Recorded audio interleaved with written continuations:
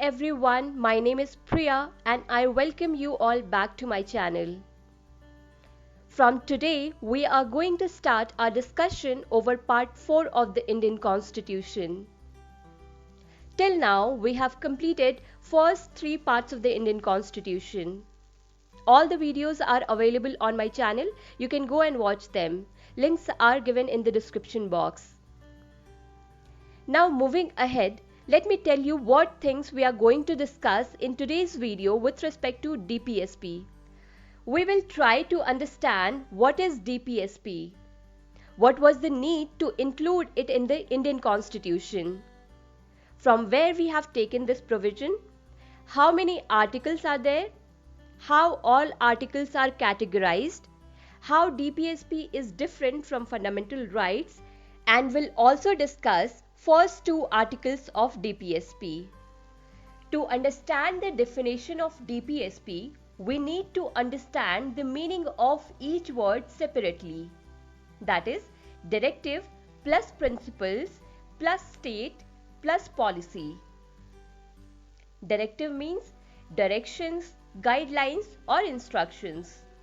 Principle means standard, concept or idea. Here, state refers to the government or the authorities of government. And policy means laws, schemes, plans, etc. which government frames for its citizens. So altogether, we can say that Constitution of India gives standard directions to the states to frame policies for the welfare of all citizens. To understand it more precisely, we can compare it with the definition of fundamental rights, where we saw that Constitution of India gives right to all citizens which are guaranteed against the state. So here, Constitution of India gives guaranteed rights to the citizens, and here in DPSP, Constitution of India gives directions to the states for the citizens. Apart from this, we can also say that these rights are direct rights of the citizens and these rights are indirect rights of the citizens, or fundamental rights are guaranteed rights of the citizens and DPSPs are non-guaranteed rights of the citizens.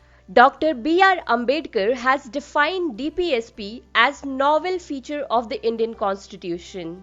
The provision of DPSP has been defined from Article 36 to 51 and it has been borrowed from Irish Constitution, which had copied it from the Spanish Constitution.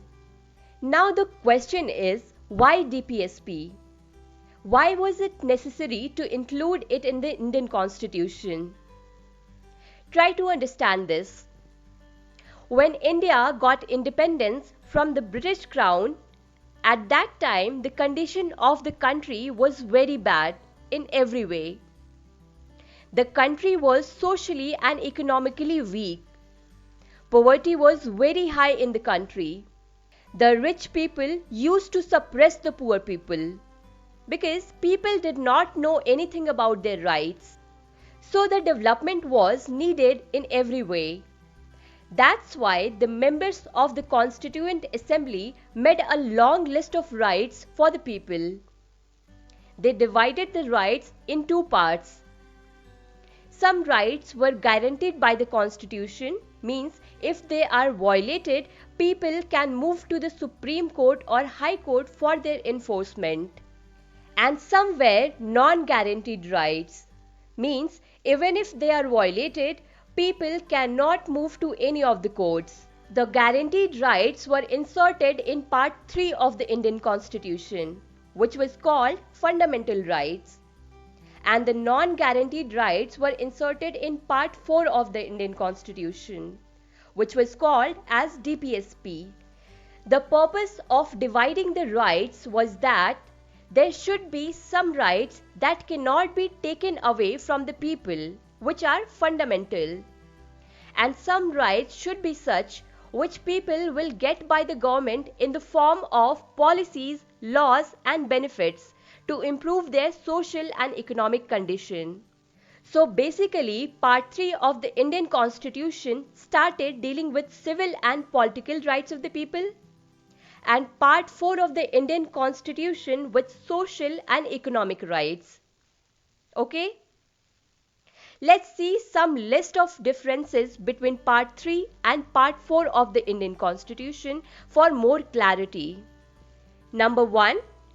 Part 3 of the Indian Constitution gives guaranteed rights to the citizens, whereas Part 4 of the Indian Constitution gives guidelines to the states while formulating laws. Number 2. The provision of fundamental right has been borrowed from USA, whereas provision of DPSP has been borrowed from Ireland. Number 3. Fundamental rights are negative in nature, as they prohibit the state from doing certain things, whereas DPSPs are positive in nature, as they direct the state to do certain things. Number 4. Fundamental rights are defined from Article 12 to 35, whereas DPSPs are defined from Article 36 to 51. Number 5. Fundamental rights are guaranteed rights of the citizens, whereas DPSPs are non-guaranteed rights of the citizens. Or in other words, we can say that fundamental rights are justiciable, whereas DPSPs are non-justiciable. This means fundamental rights are legally enforceable by the court. Like if anyone violates a fundamental right, then you can move to the Supreme Court or High Court for its enforcement. Whereas DPSPs are not legally enforceable by the court. Like even if any state doesn't follow the guidelines mentioned in DPSP, you cannot move to any of the courts. The next difference is fundamental rights ensures political democracy, whereas DPSPs ensures social and economic democracy. Next, violation of fundamental rights are punishable in the court, whereas violation of DPSPs are not punishable in the court. Number 9. During national emergency, fundamental rights can be suspended except Article 20 and 21, whereas DPSP cannot be suspended under any circumstances. And the last difference is fundamental rights are automatically enforced. It doesn't need any provision to be passed by legislation, whereas DPSPs are not automatically enforced. It requires provision and laws to be passed by the legislation. So these are the most important differences between fundamental right and DPSP. Moving forward, as we have discussed, DPSPs are defined in the Indian Constitution from Article 36 to 51. Now these articles are classified in three categories: Socialistic principles, Gandhian principles, and liberal intellectual principles. Socialistic principles aims at providing social and economic justice and set the path towards the welfare state. Under this comes Article 38, 39, 39A, 41, 42, 43, 43A and 47. Next, Gandhian principles are based on Gandhian ideology. Under this comes Article 40, 43, 43B, 46, 47 and 48.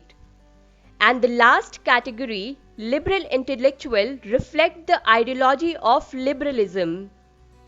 Under this comes Article 44, 45, 48, 49, 50 and 51. Now like this, all the articles of Part 4 are categorized for convenience, but no such categorization has been formally mentioned in the Constitution. Now let's see all the articles one by one. In this video, we will discuss only Article 36 and 37 because these two articles defines the basic functionalities of DPSP, In the same way, Article 12 and 13 was defined in Part 3. The very first article of DPSP is Article 36. It says that definition in this part, unless the context otherwise requires, the state has the same meaning as in Part 3.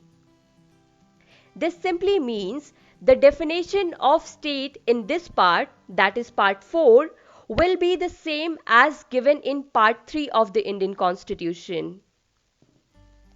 If you remember, the definition of state in Part 3 is defined in Article 12.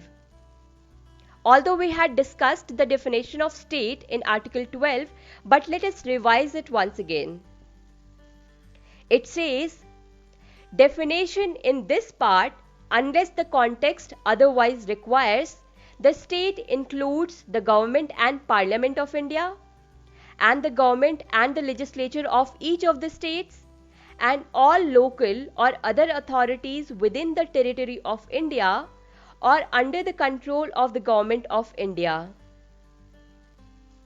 So according to this provision of Article 12, state includes Government and Parliament of India, Government and legislature of each of the states, local authorities, other authorities, and authorities which comes under the control of Government of India.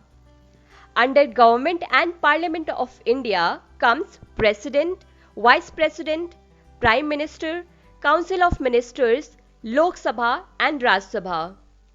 Under Government and State Legislature comes Governor, Chief Minister, Council of Ministers, State Legislative Assembly and State Legislative Council. Under local authorities comes municipalities like municipal corporations, Nagar Palika, panchayats like Nagar Panchayat, Zilla Panchayat, district boards, etc. Under other authorities comes statutory and non-statutory bodies like National Human Rights Commission, National Law Commission, Armed Forces Tribunal, Central Bureau of Investigation, Central Vigilance Commission, Lokpal and Lokayukt, etc. And under the last category comes all those authorities which are either fully or partially funded by the government, or the management is controlled by the government. So all these bodies and authorities comes under the definition of state according to Article 12, which is same for Article 36 as well. The next article is Article 37, which says that application of the principles contained in this part means Part 4 of the Indian Constitution. The provisions contained in this part shall not be enforceable by any court, but the principles therein laid down are nevertheless fundamental in the governance of the country, and it shall be the duty of the state to apply these principles in making laws. Very simple and clear statement is given in Article 37. 3 points are mentioned here. Number 1. The provisions contained in this part shall not be enforceable by any court. Just a while back, we saw the differences between Part 3 and Part 4 of the Indian Constitution, where we mentioned one point, that fundamental rights are enforceable by the court, whereas DPSPs are not enforceable by the court. See, fundamental rights are those rights of the citizens which are guaranteed by the Constitution. And if anyone tries to take away or abridges the fundamental right, one can move to the Supreme Court or High Court for its enforcement. Whereas DPSPs are basically the principles given to the states in the forms of guidelines while formulating laws for the citizens. So these are non-guaranteed by the Constitution. If state doesn't follow these guidelines for any reason, then you cannot move to any of the courts and say that state did not follow the guidelines. Okay? The second important point mentioned in Article 37 is that the principles therein laid down are nevertheless fundamental in the governance of the country. This means, even though the provisions of Part 4 are not fundamental rights of the people, but still it is considered to be fundamental in the governance of the country. Whenever any law or policy will be formulated, state will have to follow these principles. And the third important point mentioned here is that it shall be the duty of the state to apply these principles in making laws. This means it will be the responsibility and duty of the state itself to apply these principles while making any law. In Part 3, the guarantor of the fundamental right was the Supreme Court. But here, it is the state's responsibility to implement the provisions of Part 4. So that's all for today's video. I hope this video will be helpful for you all. I'll see you again in the next video with the next article of Part 4. Till then, thank you so much for watching this video.